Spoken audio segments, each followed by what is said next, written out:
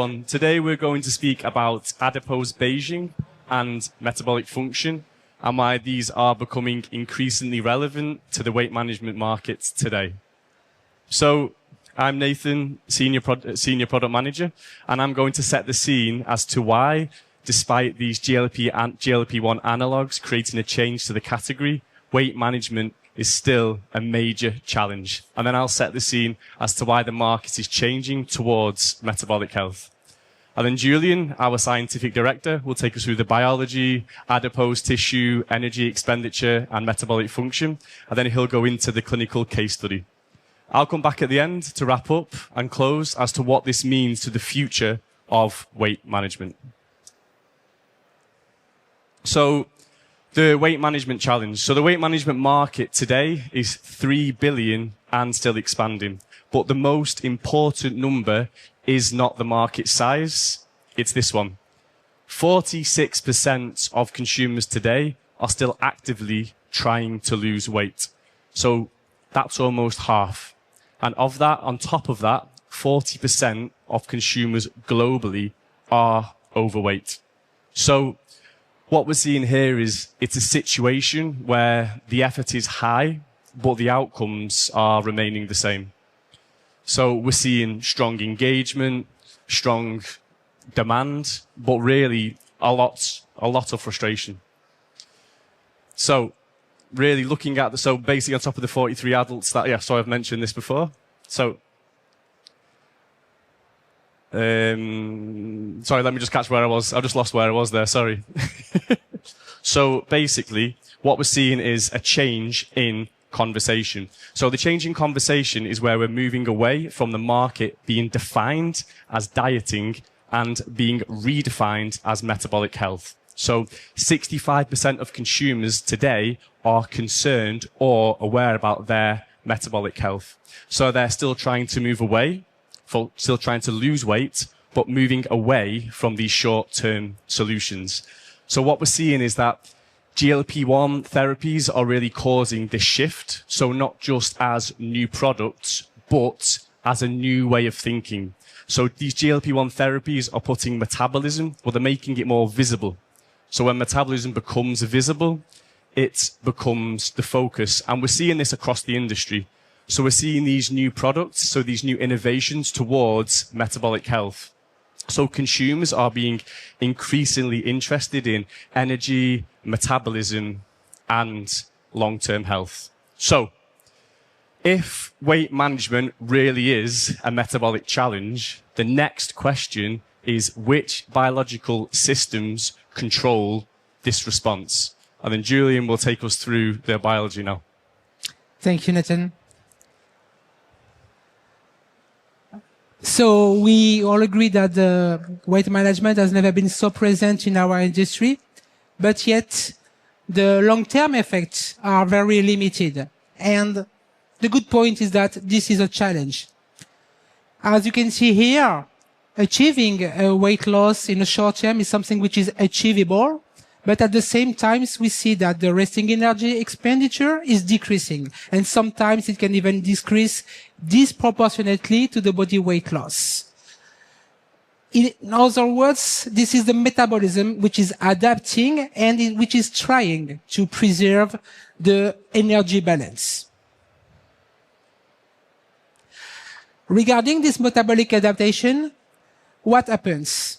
The energy expenditure is decreasing, but it comprises both the resting energy expenditure, so the energy you spend doing nothing during the day, during the night, but also the thermogenesis. And as a compensation, we have the energy efficiency that is increasing, but also the hunger is increasing. The problem is that when you resume with the calorie intake, the fat regain become a risk. Because this is not a side effect, this is not a dysfunction, but because the metabolism, the physiology is once again trying to compensate to serve the energy balance. Everything relies on the adipose tissue here And we have this continuum of phenotype in the adipose tissue from white cells to brown cells and intermediate beige cells. While we have the white cells that are there for the storage of the energy substrate and that promote the lipolysis to release them, we have the beige cells and the brown cells that are more feed with mitochondria, so which are the energy particles that are able to help using this energy release as fat to produce the energy that the metabolism is really needed. Beyond this metabolic adaptation, we have another complex, which is the metabolic flexibility. And this is really a core determinant because roughly it corresponds to the ability of the organism to shift from fat utilization to carb utilization on purpose. And this ability to shift rapidly is what we call flexible metabolism. The problem is when individuals are inflexible and they are really limited for this switch because their energetic metabolism relying on fat is lazy and they mostly rely on carbs. So this is the two concepts that at the end, if you summarize with the reduced energy expenditure due to the metabolic adaptation and the impaired flexibility to switch from a substrate to another, altogether, these combined effects, they represent the higher risk of body fat regain. So, at the end, regain it is not a problem of behavior, it's a problem of metabolic adaptation. The literature is very clear about all the opportunities we have. And among these opportunities, the citrus polyphenols and especially the flavonols have been widely studied to support this mechanistic.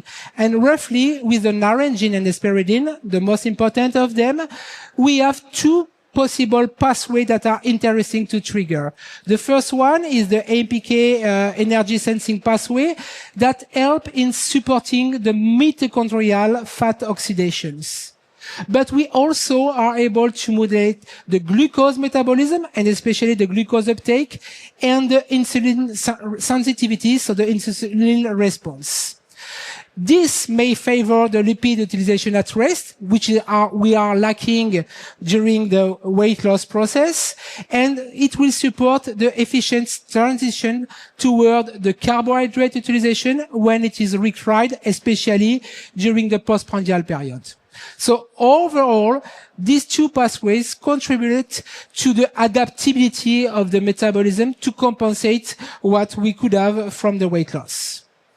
Now, what I propose you is to deep dive in a case study where these polyphenols have been widely studied from their characterization, their behavior in the blood circulation through pharmacokinetics approach, and also going through mechanistic approach, and at the end to deliver the clinical endpoint that shows and demonstrates are we able from this approach targeting the metabolic adaptation and the metabolic flexibility to rely on a process which is virtuous to compensate what happens during weight loss and be able to trigger long-term beneficial effects in the weight loss.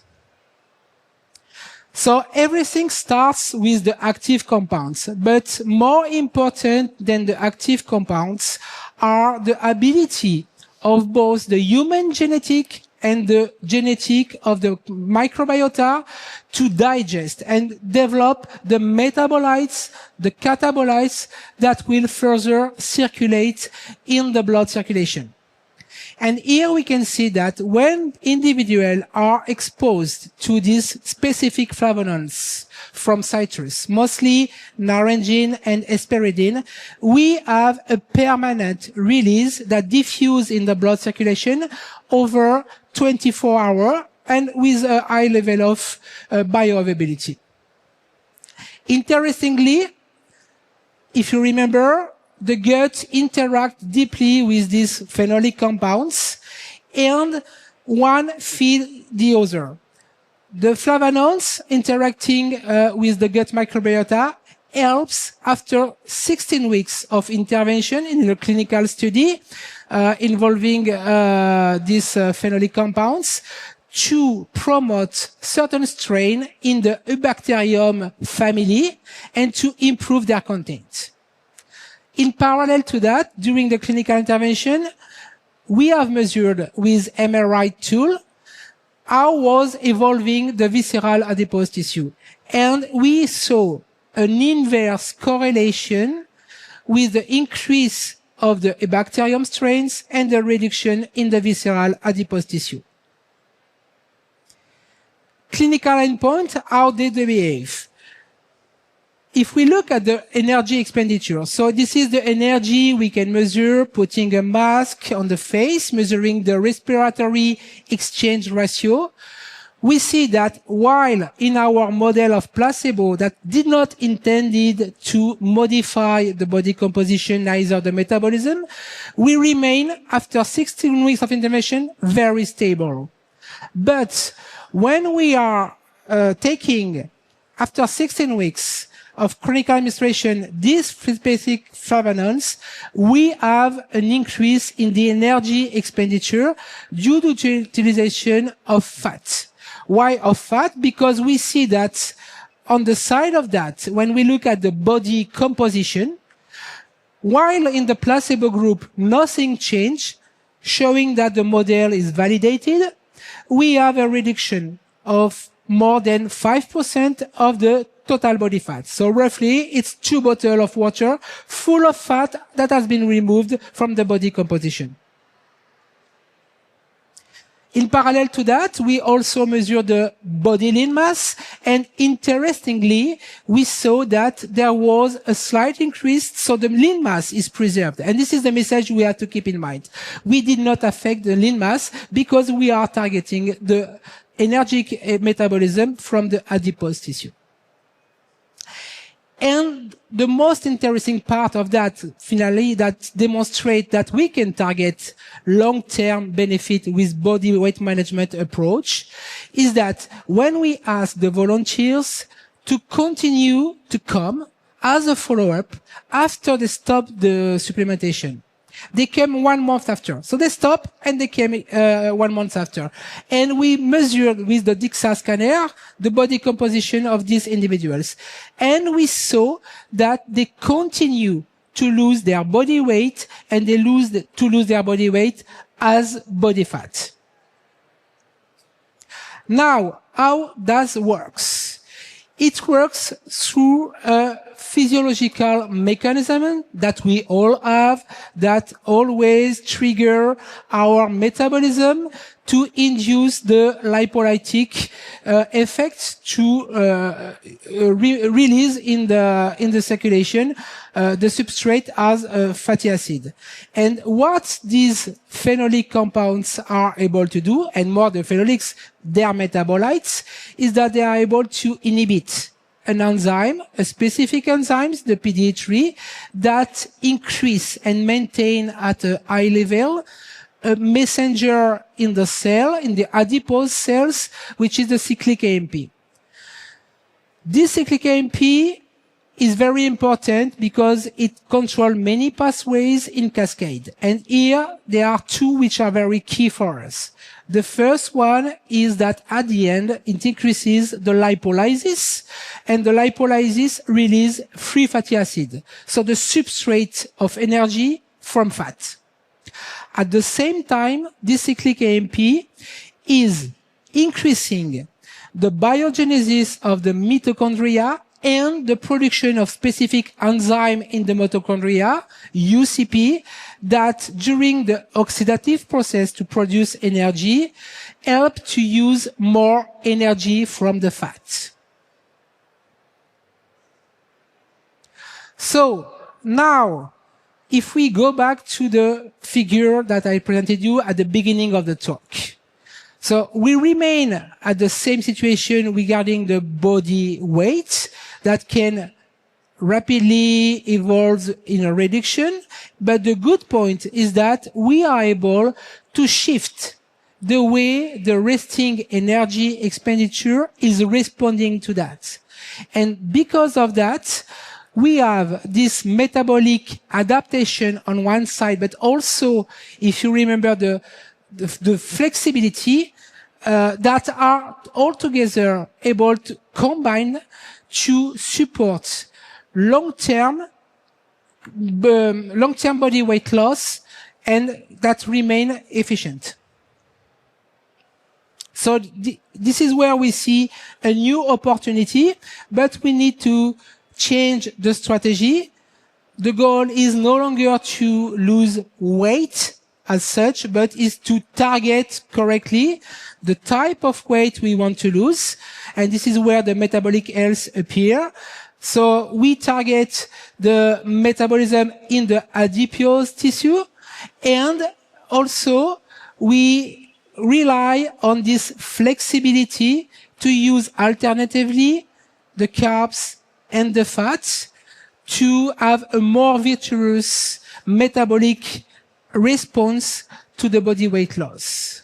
So the adipose plasticity, with this ability to release the fat, but also to use them more with the beiging and the browning effects, are the new frontier that we want to target for the body weight management. So basically, if we take a step back from everything we've discussed, we can see that the opportunity isn't just about helping consumers lose weight. It's about helping their body respond to weight loss.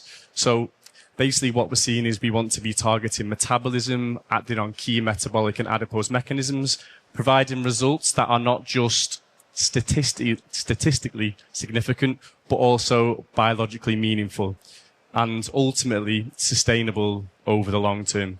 Because in a crowded market, true efficacy is not only measured, it's also biologically experienced. And ultimately, for the future of weight management, for the future success, it is about how the body uses the energy, not just about how much fat is lost. Thank you very much.